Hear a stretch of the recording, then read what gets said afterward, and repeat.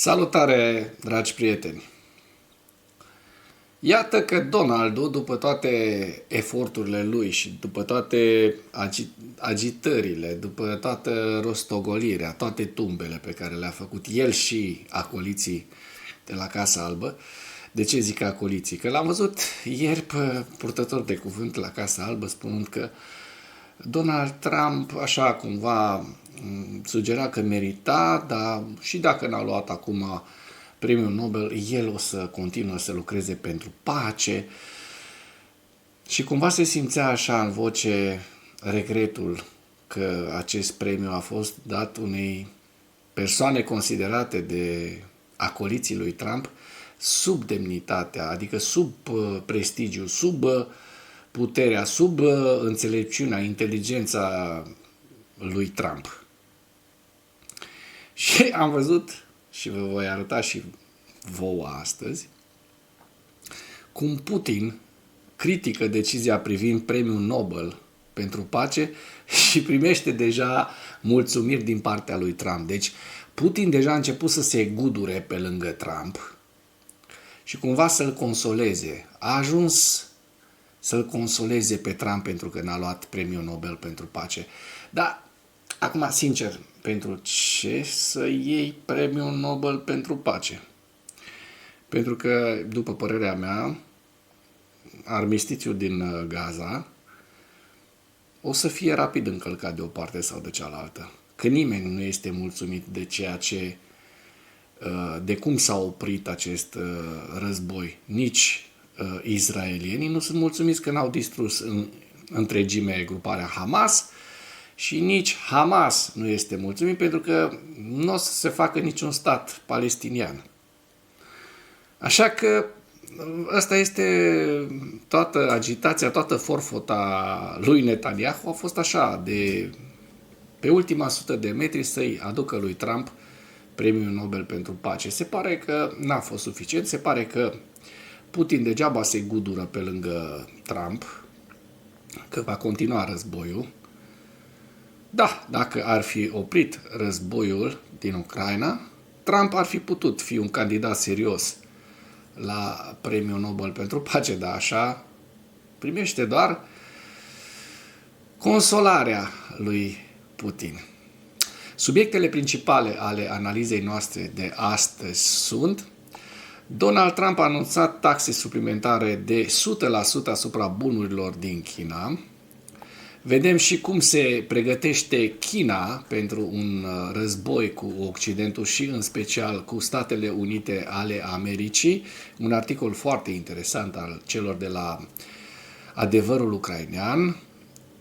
De ce cumpără China aur și petrol? Se pregătește de un război, își pun întrebarea jurnaliștii.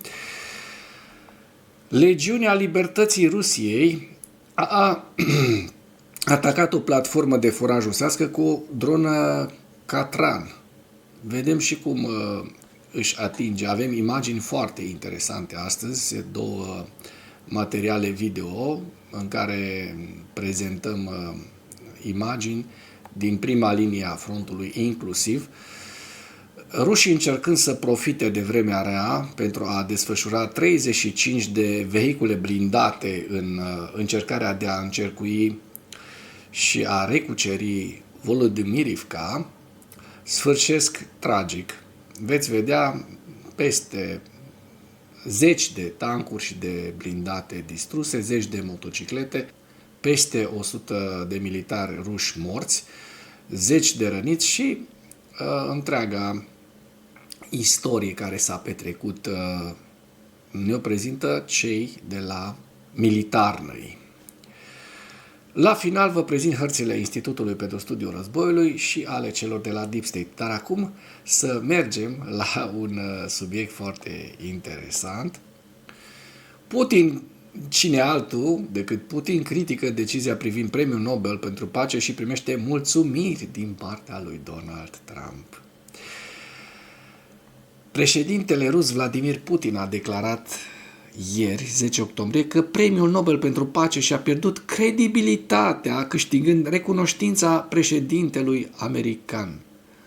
În aceeași zi, Comitetul Nobel norvegian i-a acordat Premiul Nobel pentru Pace 2025 liderii opoziției venezuelene, Maria Corina Machado, în ciuda faptului că Trump a concurat deschis pentru această onoare și a dorit și a anunțat, a făcut mare vâlvă, mare zarvă să ia el Premiul Nobel.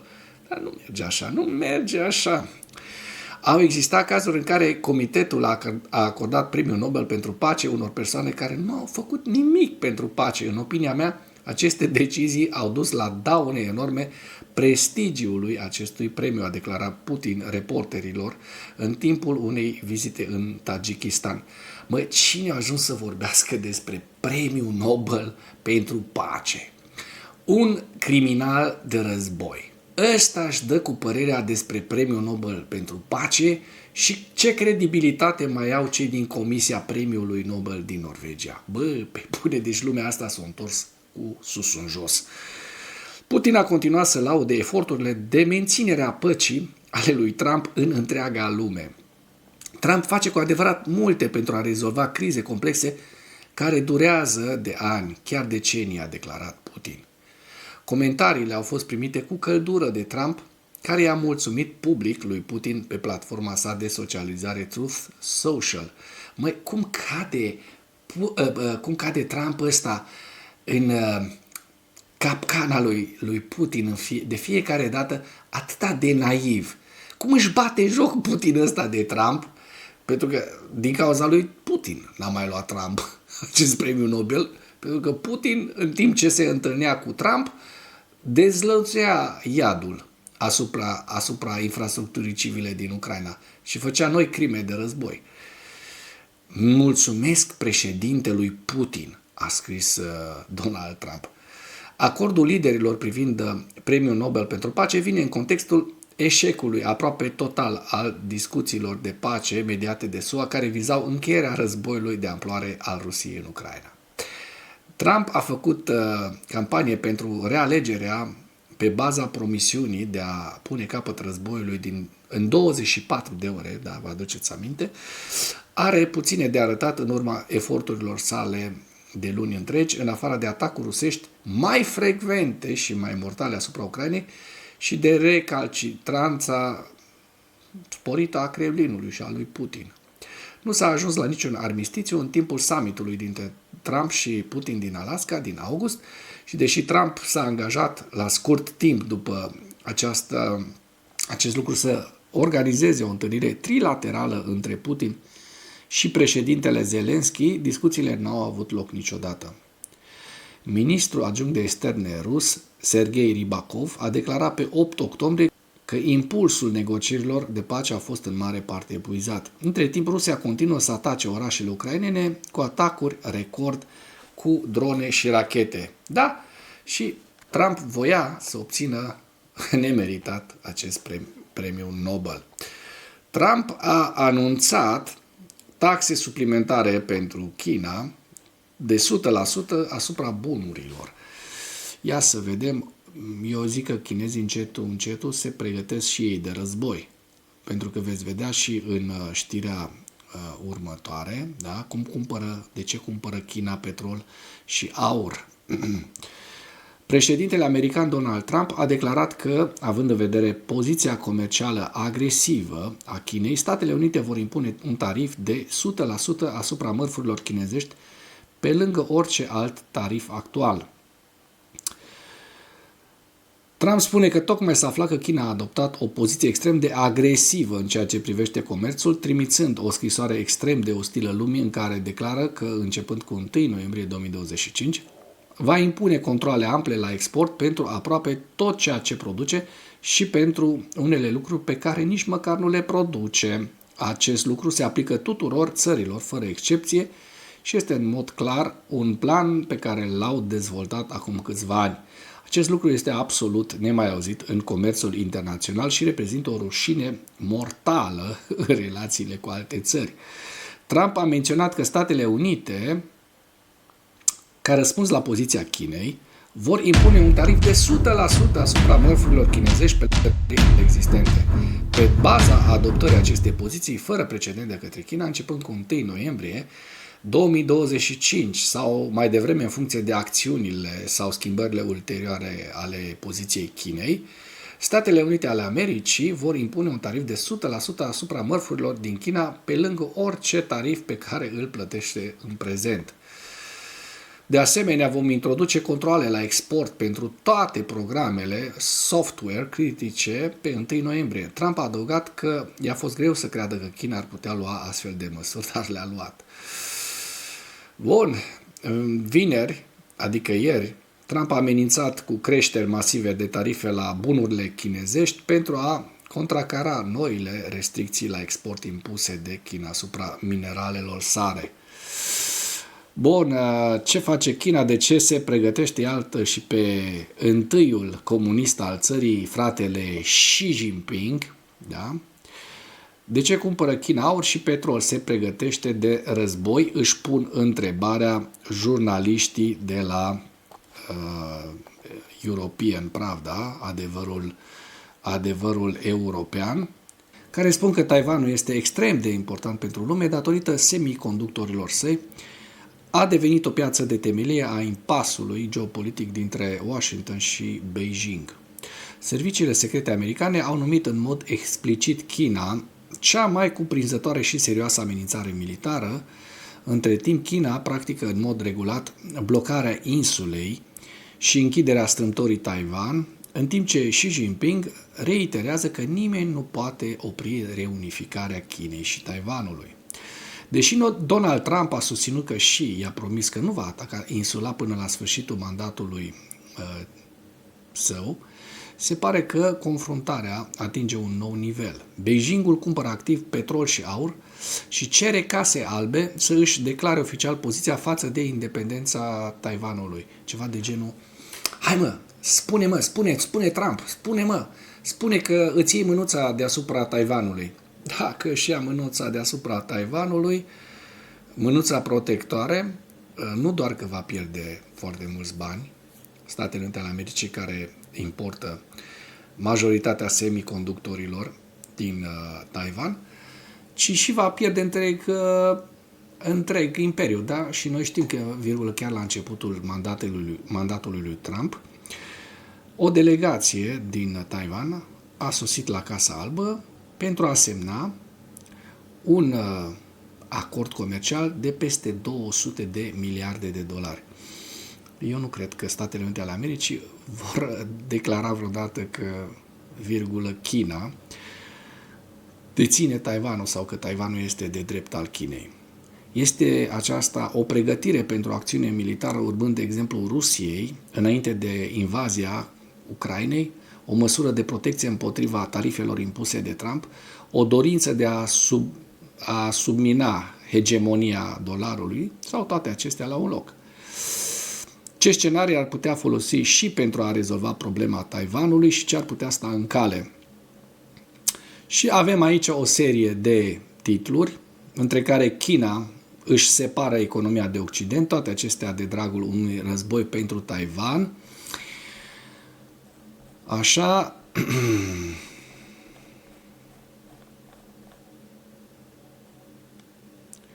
un semn al viitoarelor războaie. De ce cumpără China aur? Da? China cumpără aur foarte, foarte mult în ultimul timp. Da? Și vedem că,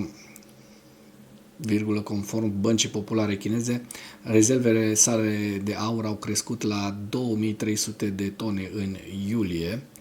Aceasta plasează China pe locul 6 în lume, după Statele Unite, Germania, Italia, Franța și Rusia. Un alt indicator important este ponderea aurului în totalul rezervelor internaționale. Statele Unite și Germania dețin 78% din rezervele lor în acest metal prețios, în timp ce China doar 7%. Analiștii speculează că China achiziționează în secret o parte a aurului său și ăsta ar putea să fie și un mod de a explica de ce prețul la aur a crescut atât de mult în ultimul timp, în ultimele săptămâni, da? Bun, vă las link în comentarii pentru că este un articol foarte amplu și foarte interesant pe care vă invit să-l citiți, merită citit, inclusiv vorbește despre factorul petrolului ce poate împiedica China să invadeze Taiwanul, deci foarte multe lucruri, între care știm foarte bine că, China exportă foarte multe bunuri în lumea liberă, în Statele Unite ale Americii și în Uniunea Europeană. Așa că eu zic să citiți articolul, pentru că n-ar ajunge nici măcar o jumătate de oră să-l prezentăm pe tot. Legiunea Libertății Rusiei și Ferata au atacat o platformă de foraj rusească cu o dronă Catran.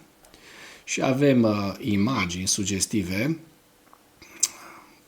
care ne-au fost furnizate, așa cum se poate observa, de către Serviciul de Informații al Apărării Ucrainei, GUR. Și vedem în aceste imagini cum a fost lansată, pregătită drona maritimă Catran, da? Și este pilotată de la distanță de către operatorii de drone, vedeți în această cameră cu cagule. Această dronă, la rândul ei, a lansat o altă dronă aeriană și vedeți în această imagine cum arată baza sau, platforma petrolieră pe care ucrainenii au reușit să o atace cu succes, folosind două tipuri de drone, drona maritimă și drona aeriană care a explodat deasupra platformei. Astfel că Serviciul de Informații al Apărării din Ucraina, GUR-ul, a raportat că unitatea Legiunea Libertății Rusiei a fost implicată în sarcini similare. Drona de suprafață ucraineană Catran a fost utilizată ca platformă purtătoare pentru lovirea vehiculelor aeriene fără pilot. Această tactică extinde capacitățile operațiunilor militare și sporește potențialul de atac asupra țintelor îndepărtate.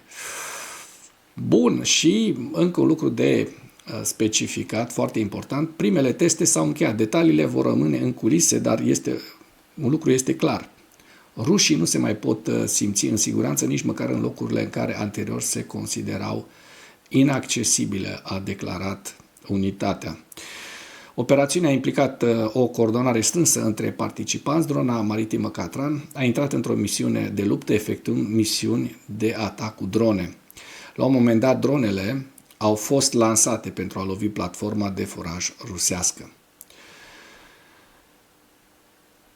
Catran este echipat cu containere speciale cu capace în provă, unde sunt plasate drone cu decolare verticală. Acest design face posibilă transportul secret și lansarea rapidă a vehiculelor de atac.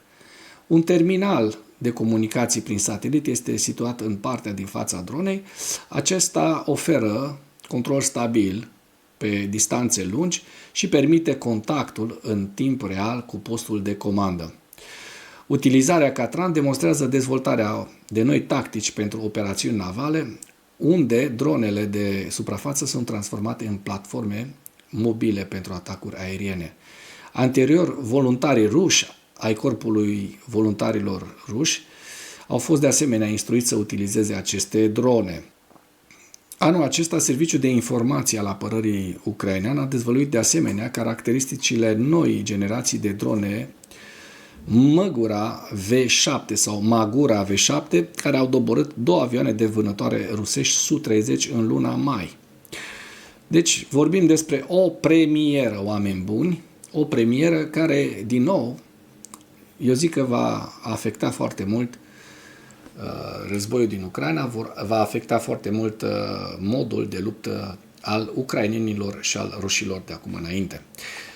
Și pentru că tot vorbim despre modul de luptă, iată cum au încercat rușii să profite de vremea rea pentru a desfășura 35 de vehicule blindate în încercarea de a recuceri Volodymyrivka. Avem imagini sugestive și le vom difuza așa cum o facem de obicei. Profitând de deteriorarea condițiilor meteorologice care au îngreunat operațiunea dronelor, rușii au desfășurat peste 40 de vehicule blindate de luptă pentru un atac mecanizat masiv în apropierea satelor Volodymyrivka și Novooleniivka, lângă Dobropilea.